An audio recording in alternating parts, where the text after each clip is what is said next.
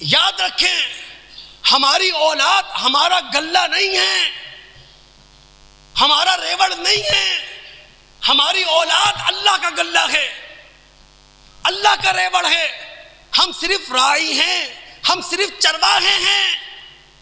اب اگر اللہ کے غلے کی، اللہ کے ریوڑ کی کوئی بھیڑ گم ہو جائے، اللہ کے غلے کی، اللہ کی ریوڑ کی کوئی بھیڑیا کھا جائے، شیطان نہ بھی بھیڑیا، ہم کل کٹہرے میں کھڑے ہوں گے اور خدا ہم سے پوچھے گا۔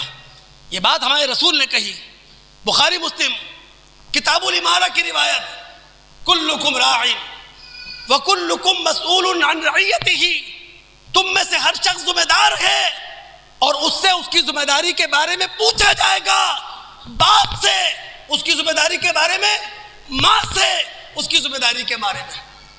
یہ ہے وہ عدل جو انبیاء علیہم الصلوۃ والسلام نے ہماری خاندانی اجتماعیت کے حوالے سے قائم کیا۔